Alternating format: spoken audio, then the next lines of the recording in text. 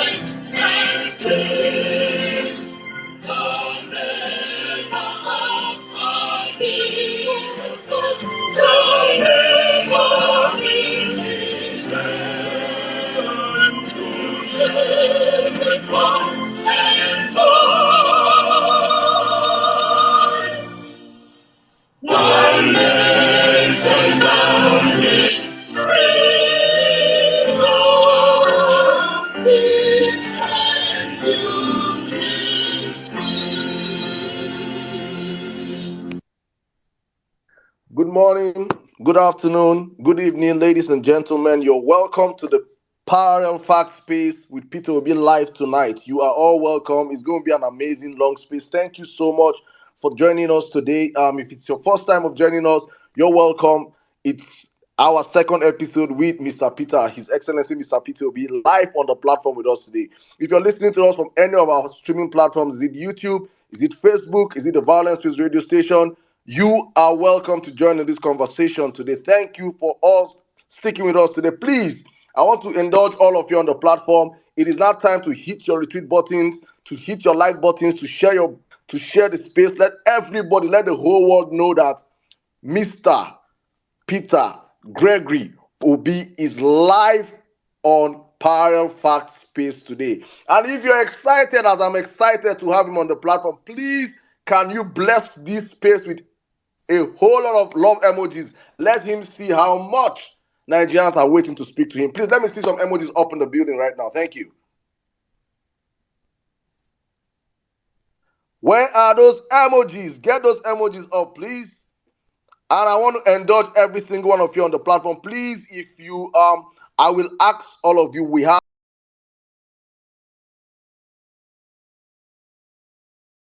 over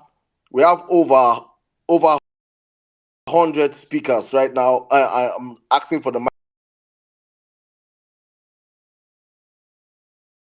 Ask questions, and when they're done asking their questions, we are going to open up the space for every other person to come up and ask questions. We want this space to be well planned out. Please, it is important to understand this. So if you don't get to come up right now and speak, do not worry yourself. Do not don't shake. We're going to have everybody come up here to speak. But if your hands are too busy, if you're so impatient like I can be, please and please, you can hit the comment section and write your questions down using the hashtag Peter Obi on Parallel Facts. Only questions with the hashtag Peter Obi on Parallel Facts will be asked on the platform today. So it's important we set these ground rules for everybody to understand what we're doing today. Thank you to every single one of you that are up here on the platform. I have, before I jump into the space, this is Power Fact. It's an independent news media, a new media out there that is just for real news. We're all about giving Nigerians and the world in general real, verified news. And it has been born out of the desperation of bad news, bad reportage, bad journalism in the country, whereby fake news had become an in thing, and we had to step in and say Nigerians needed an alternative platform whereby they can hear real news as it breaks. So we are a new platform. Please, we need all your support. You can follow us on Instagram. You can follow us on Twitter. You can follow us on Telegram. We are on TikTok. We are on Facebook. We are everywhere you go. So please hit the like button, share the space. Let's get people into the building today. Mr. Gregory Peter Obi is live with us. My happy point right now is that for so long we have been a people whereby we are easy to please in Nigeria. We are very, very easy to please. I say we are the easiest people to please in the world. You just build a 1 kilometer road and they're already hailing you. You put street lights as a politician and people are already praising you. You don't even we can witness 8 years of a government whereby not for once did we have a press briefing from the presidency to talk to the people. We did not see that for 8 years, and Nigerians were satisfied with that. And we are seeing right now a new breed of politics whereby a man has brought out himself and said, I want to talk to Nigerians. I want us to have a new country. I want us to run it this way. And he has made himself available. Despite his busy schedule, he is here with us today. He came here 2 months ago, and on the space, he said something, and I was like, are you sure, sir? He said, well, let's make this a bi-monthly event. I will be back here with you guys 2 months from now. And I was thinking, normal Nigerian politicians, let's just do this one and run away, and probably I will come back or I might not come back. And I was saying, am I sure this man is going to come back? I was thinking, but, and he's here. He reached out and said, Saddam, we are coming back for that space. Are you ready for us? I said, sir, we are ready for you. Nigerians are ready for you. We have seen and witnessed 60 days of renewed something. I can't even call the other part of it, but you understand what I'm saying. Nigerians have seen it. We are in it. We're in it for and it's something else. I don't even know what to say. But sir, on the platform right now, we have a diverse pool of Nigerians from across the country, from the south to the east to the west to the north. Everywhere is amply represented on the platform right now. We get everybody here up here, and they'll be asking you questions. And with me to do this space today is my brothers.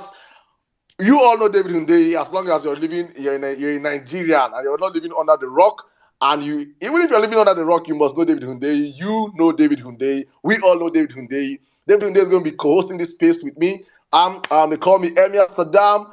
My brother M6 is going to be doing this with me also, a radio host with a whole lot of years of experience. My brother Ibrahim Abdul Karim is also going to be co-hosting this space with me today. My brother Tumba is going to be co-hosting this space with me today. I have Mommy Bolanle here up with me. Mary White is here with me. Miss Barriat is with me. Jimmy, my warrior, is here with me. My FBI is here with me. Well-Me Nigeria is here with me. It's going to be an amazing space. I promise you guys, please just sit back, relax, grab yourself some soda, water, whatever you like to drink, and some popcorn, because as usual, Mr. Peter Obi is going to cook today. This is a Gen Z platform. This is a millennial mixed with Gen Z and some boomers. We have all of them here. We're amply represented. So we are going to be hearing some terms that you're not familiarized with. But please bear with us. Thank you, guys. I see we have over 13,000 people already on the platform, and this is just 7 minutes into the show. Please, I want every one of you on the platform. Go and call your mommy, call your daddies, call your friends, your relatives. Let the whole world know that Mr. Peter Obi is here and he wants to speak with Nigerians, and he's going to speak with Nigerians. The last space we did was a record.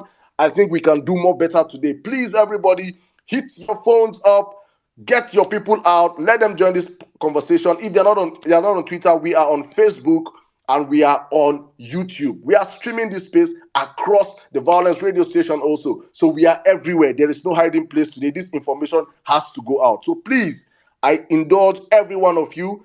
I should be seeing over 10,000 retweets on this space. If you're here for Peter Obi, I don't think you should just be listening to us speak. You should be retweeting the space as we're speaking right now. Every single one of you on the platform. Peter will not unmute his mic and speak until I get at least 5,000 retweets on this space. That's how I'm going to run this space right now. If I don't see 5,000 retweets, Oga will stay here, and when his time elapses, he will go back and chill with Madame. That's how we'll run the space today. So if you want to hear Peter B speak, hit the retweet buttons, share the space. If not, I will tell him, sir, please, they're not ready for you to speak. I will not be talking with my brothers up here. And at the end of that, we will pass the mic. So I'm going to pass the mic right now to my brothers to have their brief introductions, and we will circle back if you guys are ready. Because if I don't see 5,000 retweets, I know you guys are not ready. Then we'll circle back to ourselves again, probably. All right, David Hundeyi, I want you to come in right now and set the tone for the conversation. Good evening, my brother. Good evening, Saddam. Good evening to everyone on the panel. N6, Ibrahim, Jimmy, Bolanle, Otumba, and all the others. And good evening to His Excellency. I think that's the first time I'm actually using that term. I usually just refer to him as Mr. President. So this hopefully is going to be we're very happy that this time around there weren't that many technical hitches in getting him to join. I remember the last time it took almost an hour for us to successfully get him into the space. So thankfully that isn't the case now. So thankfully within the 2 hours we've said, we'll be able to achieve everything that we want to achieve today. So I'm just going to go straight into the question and answer section. So I'm going to pass the mic so that when it's time for that, then we can get started. I'm not really one for sort of like, talking around the points in the interim. So I'm going to pass it across to N6 now so he can introduce himself, and then hopefully we can get started. Hello, everyone. Good evening. My name is N6, and it's a pleasure doing this with all of you again. Peter Obi is proof that your moral compass is screwed on properly. In Nigeria, we are currently in a battle of light versus darkness. It's gone beyond politics. In a nation where a governor will get up and say, I will never be a minister. In a nation where politicians lie, we have a man who tells you, I will be with you a month or two from now. And that is what we are currently doing. It feels refreshing to have a Nigerian politician that you can beat your chest and take his words to the bank and they will be worth cash. Peter Obi is the future of this country. He might not be our best politician. I keep telling you people, he's not perfect. He might not be our best politician. He might not be the most eloquent. He might not be the sexiest. He might not have beer. He might not be light-skinned. He might not have six-pack. But at least he is a stepping stone to a greater Nigeria. I appreciate you, sir. Thank you very much for making us believe in Nigeria again. Thank you for being a man who keeps his word. And thank you for being here. It's going to be a fabulous day. Please, one more time, remember, don't waste your time here requesting. You are more powerful commenting in the comment box. We are going to be reading and compiling a lot of those questions. So if you don't get the opportunity to speak, trust me when I tell you your thoughts and opinions still matter for this show today. God bless you all. God bless Nigeria. I love you all. Let's have an interesting show. And please retweet this show. The last time Peter Obi was here, I think we were the 7th greatest Twitter space in the world. And I think today, Elon Musk suppose no say he get waiting they happen for Nigeria. I love you all. Let's have an interesting show. All right, thank you very much, N6. Please, Barry, please sort your audio out, please. Thank you very much. All right, guys, let's move on right now. I think, let me see how many retweets. If not, I will just... Okay, we've done halfway gone. We have over 17,000 of you. Those of you just joining us right now, please retweet the space, share the space.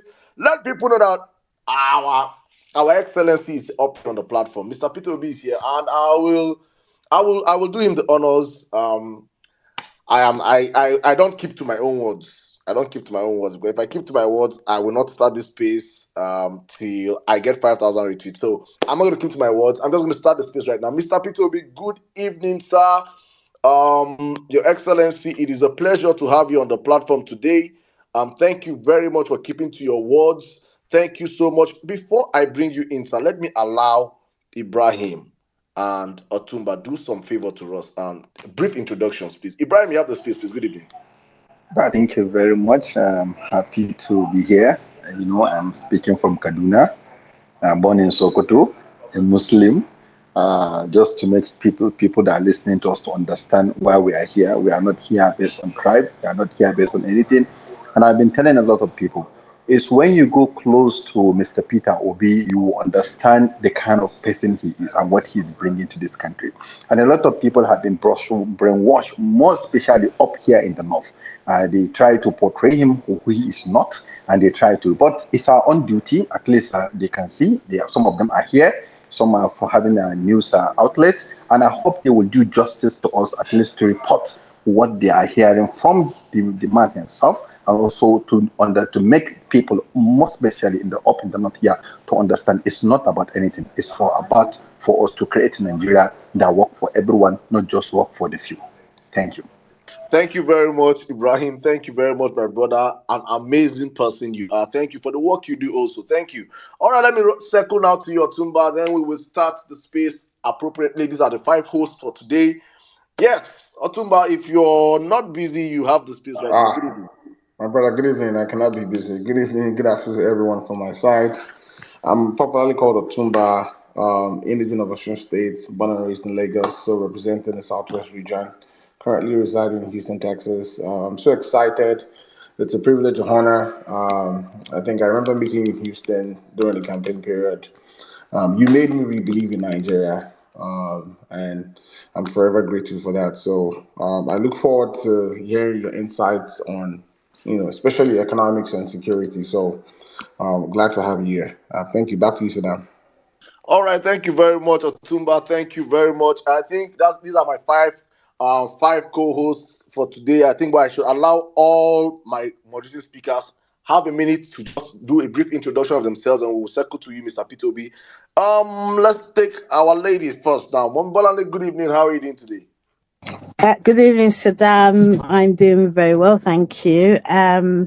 Your Excellency, welcome to the space. My name is Bolanle Emia Bata of the Anibaba family of Lagos State. I'm so honored to be here with you today. I yield. All right, thank you very much, Bolanle. Thank you very much. All right, let's circle back to you right now. My warrior himself, Jimmy, how are you doing today? Good evening. I'm fine, Saddam. Once again, good day to you, everyone. Your Excellency, you're welcome to the space. My name is Jimmy, Yoruba from Ibadan, and I'm currently based in Chicago, Illinois, right now. Nice to have you in the space. The last experience was splendid, and I'm definitely certain today is going to be excellent as well. Thank you so much for having us. Thank you. Are you back to you, Saddam? Thank you very much, my brother Jimmy. Thank you. Okay, let me circle to you right now, Mrs. Mary White. Good evening. You have the space. Hi, Dewasa. My name is Mary White. I'm really excited to have you on the space today. I can't really wait to hear your voice. Thanks. All right, thank you very much. That was brief. Let's go right now to well-meaning Nigeria. As the name sounds, well-meaning Nigeria. You have the space, my brother. Good evening. All right. Yeah. Thank you, Saddam. Good evening, sir. Good evening, Your Excellency. I'm popularly known around here as well, meaning Nigeria. I think some people now call me Osaiti Obemudia for some reason. I'm from Edo State, popularly known as the headquarters of the Obedient Movement, like they call it. So thank you for coming. Thank you for keeping to your promise. I believe we'll have a very great space. Thank you very much, Saddam. Thank you very much, my brother. Thank you. Okay, let me end this part of the space by introducing my sister, Miss Barriat. You have the space. Good evening. Good evening, Saddam. Good evening, Mr. Peter Obi. Thank you for being with us. My name is Maureen Barriat Kabruk. I am a daughter of Southern Kaduna, and I am a proud Nigerian, and I am proud to have you here speak to us. Thank you so much. Thank you very much, Nigeria. This is Nigeria on the platform right now, sir. We have everyone across the country up here, trying to have a good time and listening to you speak. We're about to get the space started right now. Thank you, every one of you that are already using the space, sharing the space. We have 18K of us on the platform. We can do better. Let's get our numbers up, my people. Let's get our numbers up, because as I'm speaking right now, I am going to yield the mic right now to Mr. Peter Obi himself. Good evening, sir. Please, if you can reintroduce yourself. Conqueror, the champion, the lion is here.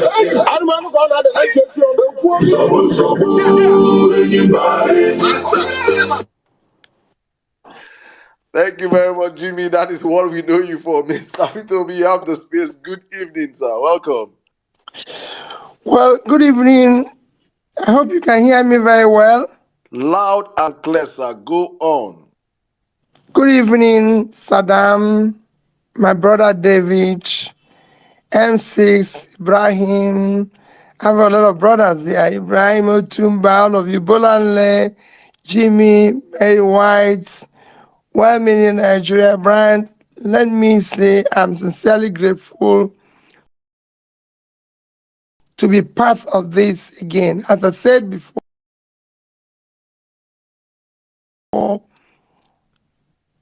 this will be every other month. When I was campaigning, I maintained that if I'm elected, I'll speak to Nigerians at least every month, where I will spend 2 to 3 hours to take questions, to be able to explain to Nigerians what we are doing, and make our time to listen to different segments by touring all over Nigeria to listen to them, because for me, governance is demand-driven. The people must say what they want. You must listen to them. So I'm sincerely grateful to be part of this, and I assure you, I will try to learn more from you than telling you more. It is about a learning process. The job of a leader is to learn, and then use what is learned to serve the people faithfully. I will explain 1 or 2 things and I'll listen to you. So thank you. Thank you very much, sir. Thank you. It's a pleasure having you on the platform. As you're learning from us, we are also learning from you, and we're tapping from your wisdom also and your humility. You are an amazing person. God bless you for all you do for the country and the sacrifices you've brought yourself out in a time like this. To get the whole space started, I want to set the ball rolling and get the conversation started. I would love to personally ask you a question before I pass the mic on to my brothers to start this question and answer session with you. So Nigerians, please, if you have questions for Mr. Peter Obi, please, it is important you put your questions in writing in the comment section using the hashtag Peter Obi on Parallel Facts. This space is brought to you by Parallel Facts Media. Please, it is important you put your questions using the hashtag Peter Obi on Parallel Facts. So I want to ask you a question. Let's get this started. Thank you one more time for keeping to your words, because it is a word, it is an unknown thing for Nigerian politicians. But let's start this way. We have seen in this current, albeit temporal administration, the increase in hardship in the lives of Nigerians due to the immediate implemented policies of the current administration. Sir, they have come out to tell Nigerians that these are baby steps and much needed sacrifices that we the people have to pass through. But you see, we have not seen these men take any steps themselves. You know, the political class, they have not cut down their excessive spending and their luxurious lifestyle. We saw the Senate president, drive, and he made a mini video, some short video clip for Nigerians showing himself driving executive cars, coming out from his, stepping into his office. We saw the Senate also recently pass a $800 million World Bank loan and a 500 billion naira fuel subsidy palliative. They shared that money, 70 billion to 500 of them. They gave that 5 billion to the judiciary, and they said 8,000 naira should go to 12 million Nigerian families. there was a backlash by Nigerians, and they had a backtrack on their decision. I don't know what they're doing with the money right now. But my question to you is this. They have told Nigerians to sacrifice, and Nigerians are sacrificing. You can see the hardship. You can see Nigerians trekking across the country. You can see, evidently, we online, we see the hardship. We see what Nigerians are passing through. I want you to tell Nigerians what you would have done differently if you had the opportunity of having 500 billion naira and 800 million loan from the World Bank. Thank you, sir. Well, thank you for your comments. I wouldn't say it's all the question is a comment and what I would have done differently and everything.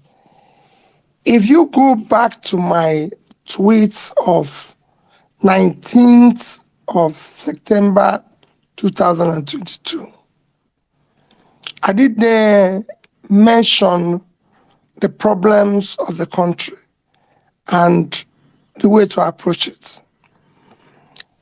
In the country called Nigeria, we have a few problems which has to be religiously and simultaneously followed simultaneously. When I mean simultaneously, none will be left to the other and everything. The number one problem we have here is corruption. I keep repeating it. Corruption kills three things that makes a country. It kills entrepreneurship. Nobody is enterprising in a corrupt country. Thereby, there's no creativity, no introduction of any new thing, no. Corruption kills professionalism. It kills hard work. Because what it does is that it allows people to have wealth without enterprise. And when you have wealth without enterprise, you kill the entire system. So that's number one problem. Our number two problem is cost of governance. Totally unaccepted. Number three is what I said about subsidy is a criminal setup. And of course, number four, you have issue of foreign exchange, the value of naira, which again can be done with productivity. These are economic things, economic issues. In economic issues, you think every one and each of them through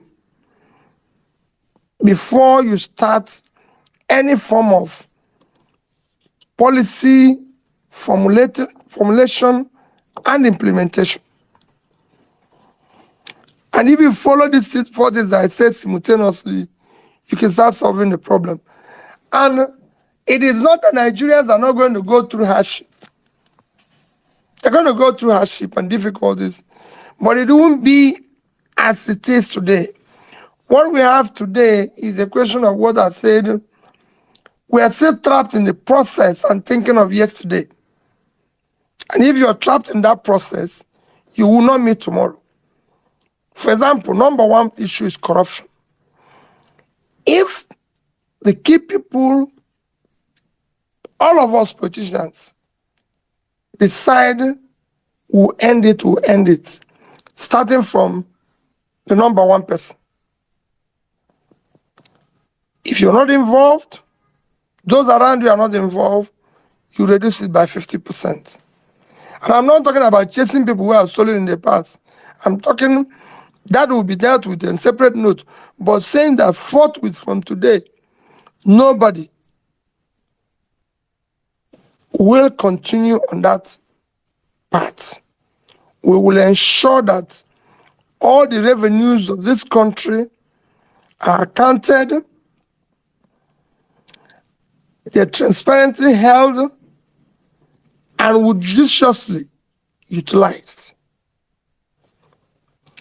Number two is to deal with the issue of cost of governance. I was just talking with somebody yesterday who was able to convince me because they had an argument. What I mean is, when I finish, you know what he convinced me. But he had an argument which some people supported at an airport while we were waiting for flight at Asaba Airport. Was able to tell me how it is not huge a cost for states to own plane, states, governors to fly private jets, people in government to do the same and everything. And when he finished, I asked him a simple question. What is the GDP of Nigeria? And he said it's about $400, $500 billion. I said, what is per capita of Nigeria? Per capita of Nigeria. It is important that we know this. He said the same thing. I said the per capita is about 2,000. I said, fine. So you have a GDP of 400 billion. That is your entire country. And a component of that country, some people are qualified to fly private jet and do this. I said, okay, we have borrowed this democracy from United States of America. So it's good to go back there and see how it works, just to learn a little bit. I said, are you aware that there's a state in America called California? He said, yes. I said, that state in America is about 3.6 trillion GDP. So if you're 400, there are 9 times your size. He was looking at me and said, there are 3 times your size. He said, well, we're not talking about America. I said, no. There are 9 times your size. And that state have a per capita that is about, call it 30 times minimum. I know per capita in America, of California, is about $60,000, $70,000. So I said they have about 30 times your per capita. And I can tell that if governor of California decides to go to Washington and he charter and he goes into goes with a private jet, he will not land in Washington before he or she is removed from office. He does not have a lodge in Washington. He stays in a hotel. And he cannot stay in a hotel where he will pay $2,000 a night. He will not wake up in the morning before they remove him. That man or woman will not be seen in streets of LA with 10 vehicle convoy. He will go the next day. So sometimes the things you see. So these are things we need to deal with. And then subsidy. Asset is a criminal setup. And I thank Governor Issa Yaguna, who came out recently to say that somebody, a friend of his, came to him and said he's tired of making money from this. My dear people, you know what it means for somebody to say, I don't want to continue this style of making money. That this subsidy is a crime. And we must stop this crime.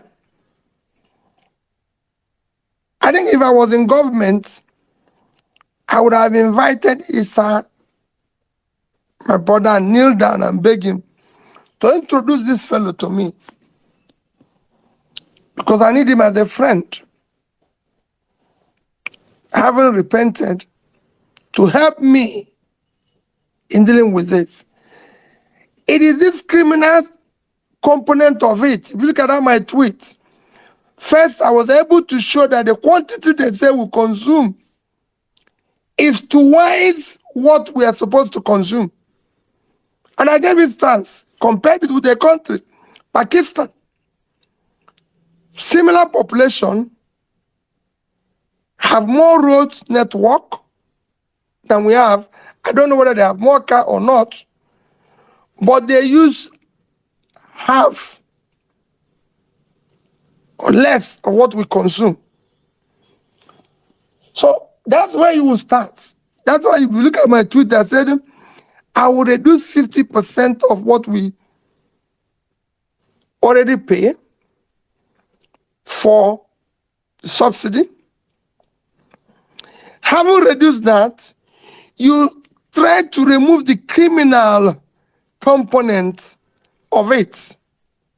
By the time we finish with all this, you will see in a clear, verifiable figures what is the actual subsidy we're paying, which at this time, having removed the corruption, having removed the criminality, will be far less than what we were paying.